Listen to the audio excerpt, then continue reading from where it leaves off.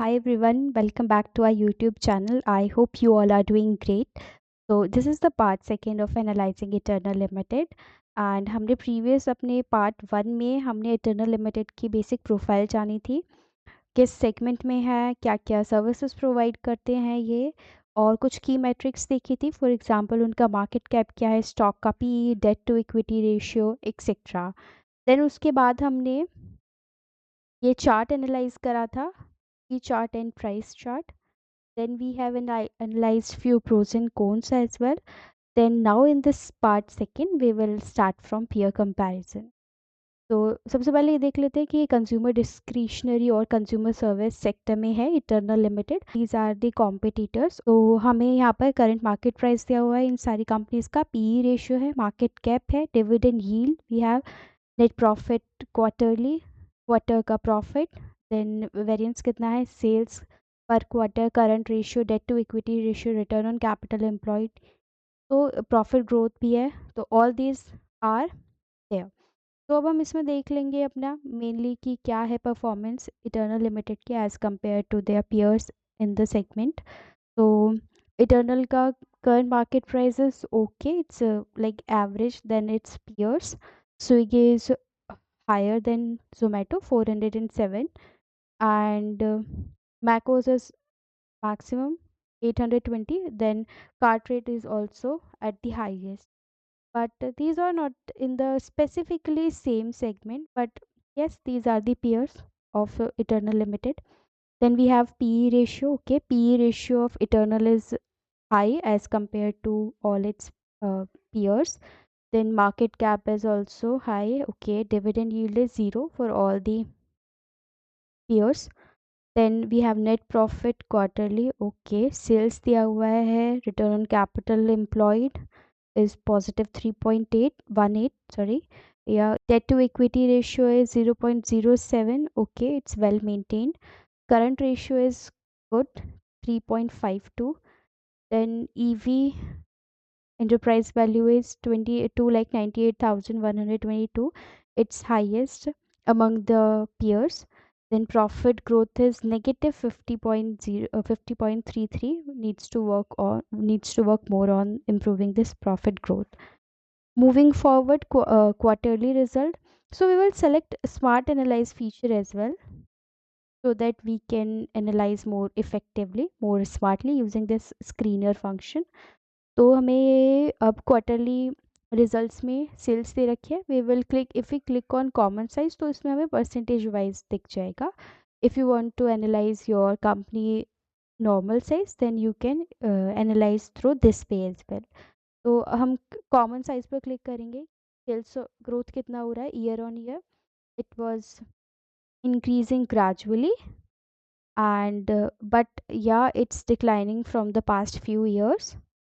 It was 74 in June 2024, and September it is 68, December 64, March 64, and June 70. Okay, it's quite good. Then expenses, all these are expenses. EBITDA, profit margin, we can say EBITDA margin is 2%. Okay, then EBIT है हमारा, after deducting depreciation, interest, we will get our PBT, profit before tax, which is 1.23, less than previous quarter 1.66%. Then tax pay करके we will get our net profit, or we can say that profit after tax, PAT, which is 0.35%. Okay, then earnings is 0%. अब normal size और analyse कर लेते हैं एक बारी. इसमें दिया हुआ है profit margin, operating profit margin is 2%. EBIT है हमारा, then profit before tax 88 crore rupees. Okay, so quite well. Next हम चलते हैं प्रॉफिट एंड लॉस अपना स्टेटमेंट पर. इसमें देखते हैं प्रॉफिट एंड लॉस में. इसमें हमें दो केस दे रखे हैं. पहले हम अपना थोड़ा प्रीवियस परफॉर्मेंस को देख लेते हैं कि सेल्स हमारी यस ग्रेजुअली काफ़ी अच्छी इंक्रीज़ हुई है. देन एक्सपेंसेस भी इंक्रीज़ हुए हैं. Then EBITDA is 637, operating profit margin 3%, EBIT is 851. Okay, Then profit before tax 697. Then after deducting tax is PAT, our PAT is profit after tax is 527. Then earning per share 0.55, book value दिया है, dividend payout is 0. P is 366.36 and current stock price is 201.50. Okay, according to March 2025 performance. So अब हम best case देखते हैं. So here it is, displays optimistic projections using the highest growing trends in sales, net profit and other income, normal and average values for OPM, operating profit margin, and PE, price to earning, analyzed over 3, 5, 7 and 10 years का average लेके. तो इसने हमें दो case बता दिए हैं, best case and worst case.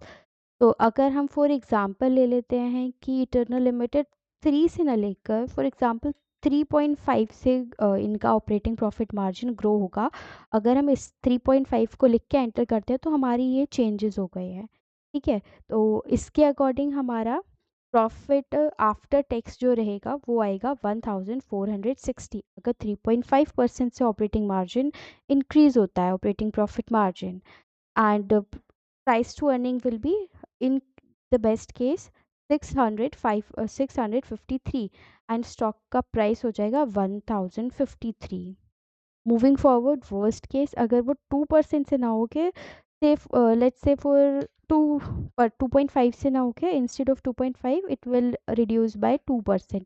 तो उसके अकॉर्डिंग हमारा operating profit margin in case 2% से रिड्यूस हो जाता है तो हमारा प्रॉफिट आफ्टर टैक्स आएगा 639 and price to earning ratio will decline to 587 and stock price 417. Okay, ये हमने बेस्ट केस वर्स्ट केस का देख लिया. Application of screener smart analyse function. Moving forward, अगर आपके पास प्रीमियम फंक्शन है then you can click on product segments as well. उस पर आपको प्रोडक्ट के सेगमेंट वाइज एनालिसिस करने का ऑप्शन मिलेगा.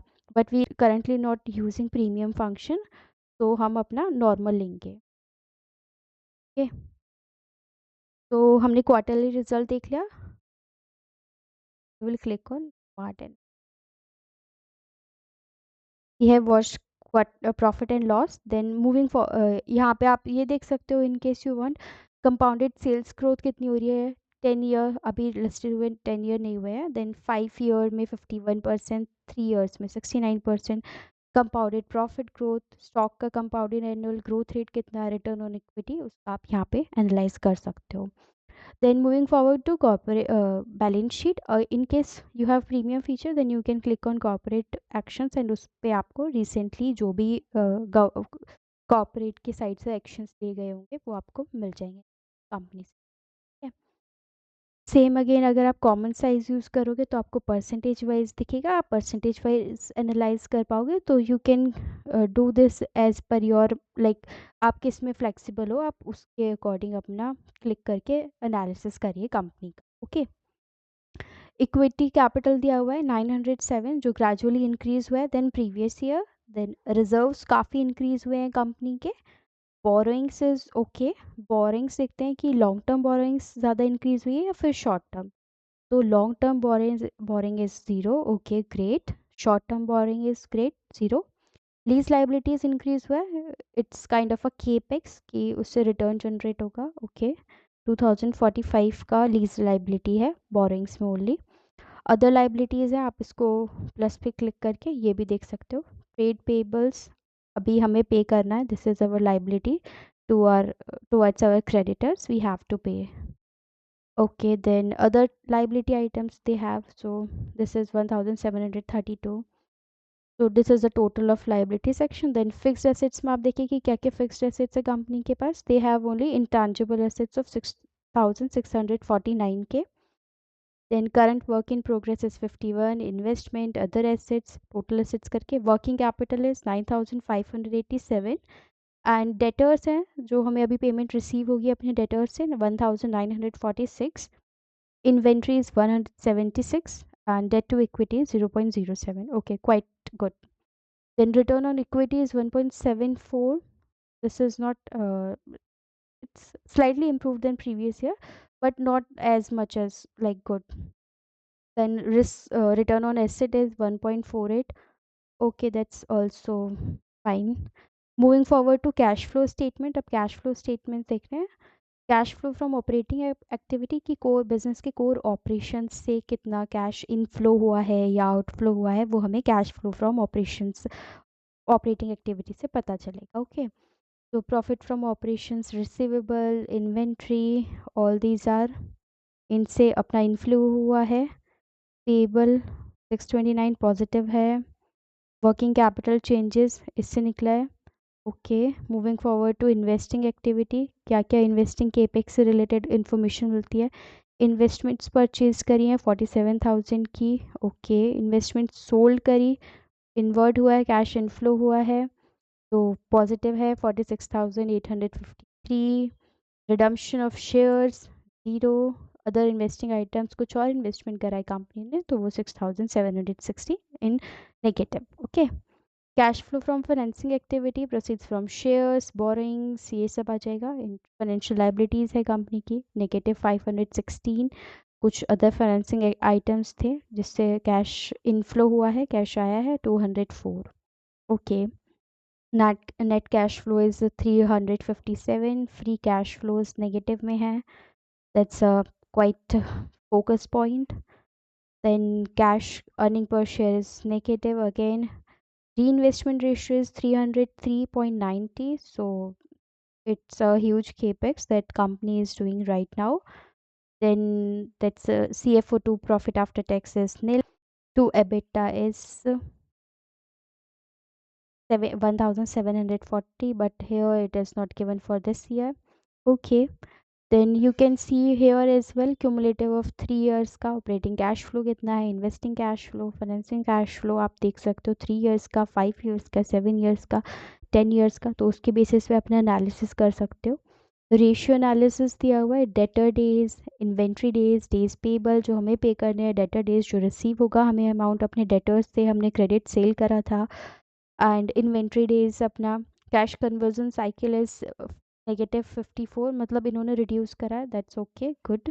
Return on capital employed is 3%. Okay, in case if you click on this ratio analysis, तो आपको काफ़ी ब्रीफ में एनालिसिस करने को मिलेगा कि आप देख सकते हो यहाँ पर लेवरेज रेशियो भी है, एफिशिएंसी रेशियो भी है. काफ़ी इजी और अच्छे वे में सारे रेशियोज इन्होंने डिफाइन करे हुए हैं. Debt to equity ratio, debt to asset ratio, EBITDA, capital ratio, all these ratios are here, आप अच्छे से एनालाइज कर सकते हो. Then we have efficiency ratio, then profitability ratio, EBITDA, EBITDA margin कितने हैं, ग्रॉस प्रॉफिट मार्जिन कितने हैं, 2 पॉइंट रिटर्न ऑन इक्विटी भी मेंशन करा हुआ है. Asset turnover ratio is also there. Capital allocation ratios है. वैल्यूएशन रेशियोज, अगर आप वैल्यूएशन एस्पिरेंट है तो that will be a gem for you. आप यहाँ पे मल्टीपल्स के लिए ये देख सकते हो information. Price to earning ratio कितना है, price to book ratio, price to cash flow, all these helps you to analyse any company. Then moving forward to share holding pattern, इसमें देखेंगे कि क्वार्टरली, ईयरली, आपकी मर्जी कैसे भी देखिए. अब we will look for quarterly. FIIs ने अपनी होल्डिंग्स कम करी है, अपना माल बेचा है. देन डीआईआईज ने खरीदा है काफ़ी. म्यूचुअल फंड्स ऑर्गेनाइजेशंस, डीआईआईज में म्यूचुअल फंड्स आते हैं. फॉर एग्जांपल आप यहाँ पे देख सकते हो कि ये म्यूचुअल फंड्स है, इनका इतना इतना परसेंट स्टेक है इटर्नल लिमिटेड में. ओके, देन गवर्नमेंट का स्टेक इज कांस्टेंट, लाइक हाँ प्रीवियस ईयर के अकॉर्डिंग कांस्टेंट है, इट्स कांस्टेंट. देन पब्लिक का स्टेक कम हुआ है, अदर्स में भी इतना थोड़ा बहुत अपना स्टेक बढ़ाया है. तो we have total of 24,99,813 share holder of Eternal Limited. Then moving forward to DCF, it's not possible for this company because they have a negative earnings. But if we will analyze any other company, so we will surely use this feature as well. So that's all in this video, guys. In the next parts, we will discuss the annual reports of Eternal Limited and the main section of management discussion and analysis and the con call as well. So that's all in this video. I hope you like this video. If you liked, so press on the like button and subscribe to our channel. And if you have any queries or any suggestions, you can drop down in the comment section. Thanks for watching.